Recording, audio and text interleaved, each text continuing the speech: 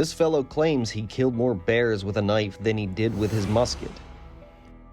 When faced with multiple deer or bears, Browning popped his lead-round balls into his mouth and gave chase, so reloading his muzzleloader was faster.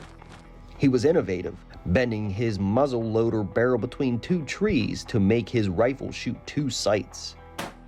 It was not uncommon for Meshach to crawl into occupied bear dens during hibernation with nothing but a knife, and successfully taking them.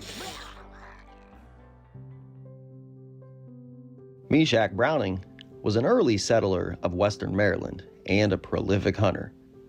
His book, 44 Years of the Life of a Hunter, provides one of the best accounts of pioneer life in the Appalachian Mountains during the early 1800s. Browning's memoir of his hunting fever through the years, along with other activities, was originally penned with a turkey quill.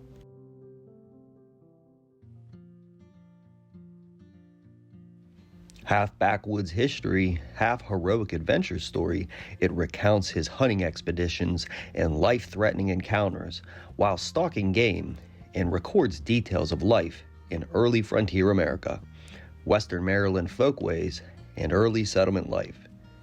In 1754, just to the northwest, near what is now Farmington, Pennsylvania, the Battle of Fort Necessity pitted members of the Virginia militia, led by George Washington, against an attack by the French and Native Americans. This ended in defeat. The skirmish sparked the 7-Year War, or the French and Indian War.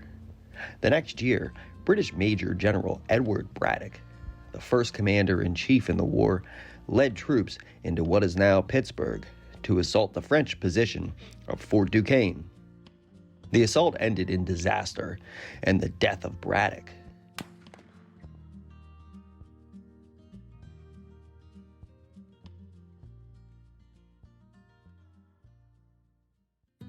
Among the highly demoralized, defeated troops was Joshua Browning, who decided to desert and take up residence in Maryland. In 1781, Browning and his wife, Nancy, celebrated the birth of their son, Meshach. However, father and son only had 2 months together before Joshua Browning died.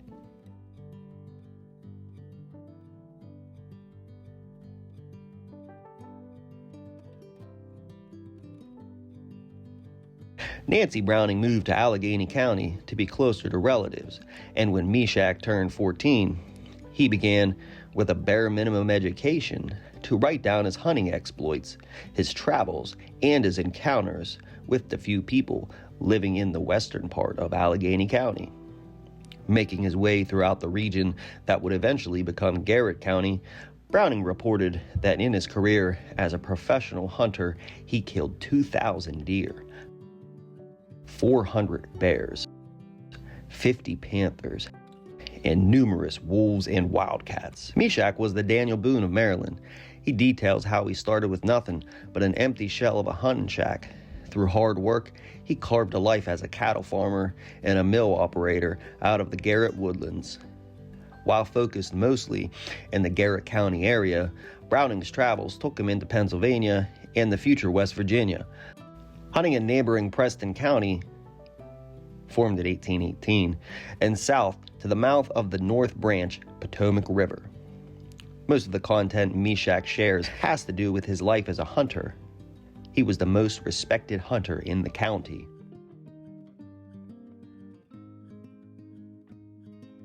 He seems to have been especially athletically gifted, as he frequently jumps 12 feet, chases down deer, and even tackles a bear.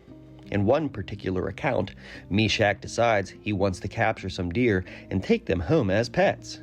So he does.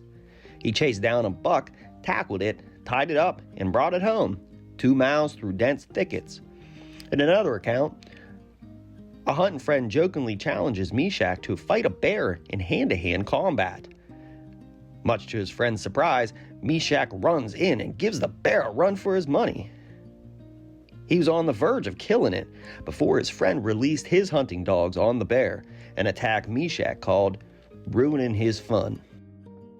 Browning described the area that would become Deep Creek Lake in his book, more than 100 years before the creation of the state's largest lake and a popular tourist destination.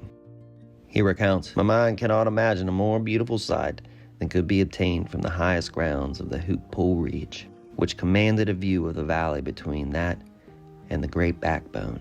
It was a grand sight to watch the tall grass, rolling in beautiful waves with every breeze which passed over its smooth surface, as well as the herds of deer skipping and playing with each other."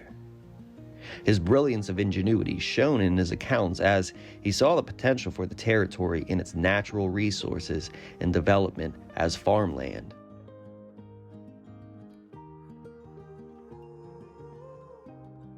He also recounts, "But the most striking feature of this country is the glades, which are large, level bodies of land, a part of which are open, natural, wild meadows, with a wet, marshy soil. The ridges between those meadows are timbered with white oak, are generally clear of stone, lay well for farming purposes, and no doubt, when properly cultivated, will form a good grain-growing country.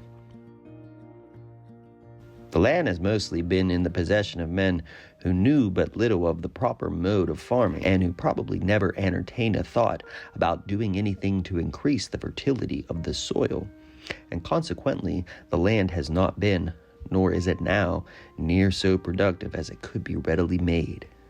Wolves and panthers were extirpated from Maryland in the mid-1800s as hunters and farmers killed them to protect their livestock. Meshach outlines the high rewards posted for the scalp, hide, or tail of a wolf or panther paid by the county. He details many gory battles between his hunting dogs and panthers, saying that even though they are fierce and nasty, they fight ignorantly, making them an easy kill for any experienced woodsman. Meshach claims he killed the last panther in Maryland, saying their numbers declined throughout his life, and that he never heard of one after his kill. In every story, Meshach includes where he hunts with a friend. He makes himself out to be the strong one in comparison to whoever he was with. Every time whoever he is with seems to turn back in bad weather, refuse to take a shot, run away from a bear fight, or just plain refuse to follow Meshach's crazy ideas. These men were also rough woodsmen, among the most respected in the county, yet Browning puts them to shame. Browning continued to hunt professionally until 1839 and watched civilization reach into the westernmost portions of the state. In 1816, the national road cut along the northern edge of the county, and in 1851, the Baltimore and Ohio Railroad reached the Oakland area. Browning married Mary McCullen in 1799 and had 6 daughters and 5 sons. In 1836, Mary Browning was thrown from a horse and severely injured. She survived for another 3 years. Then, in 1841, Browning married again, this time to a Cumberland widow by the name of Mary Smith. The second Mrs. Browning lived until 1857. Browning spent his post-hunting years on his 75-acre property at Sang Run, which included a grist mill built in 1826. He and his son-in-law were enlisted to solicit donations for the construction of a church in Johnstown, Cabot County. In 1859, Browning died of pneumonia in Johnstown at the age of 78, shortly after the publication of 44 years of the life of a hunter. 13 years later, the western part of Allegheny County would become Garrett County. Browning was buried with both of his wives north of McHenry on the Friendsville Road, now Maryland 42. The Hoyas Catholic Cemetery is located less than a mile north of the turnoff of US 219 and is also the final resting place for many of his children and grandchildren. Browning voices some beliefs that parents today would agree with. Even back then in the 1840s, Browning complains how the youth are too soft, afraid to get their hands dirty, and don't spend enough time outside. Browning should know he had 12 children. At the time of his death, he had 122 living descendants. If you want to learn more, visit the Meshach Browning History Center in Accident, Maryland. The MBHC was initiated in 2019 with the opening of the 6-mile trail system and a historic exhibit at the trailhead themed around the life and times of Meshach Browning. 44 years, the life of a hunter, being reminiscence of Meshach Browning, a Maryland hunter and trapper. Check out the book on the Amazon. And if you're interested in checking this book out on the internet and reading it there, you can read it for free, as this book is old enough to be part of public domain. If you want to check that out, go ahead and click the link in the description. And thanks guys for checking out this video. And if you like this video and videos like this, please be sure to subscribe to the channel, hit the like button for the video, and share the video with your friends. And as always, remember to get out there and explore.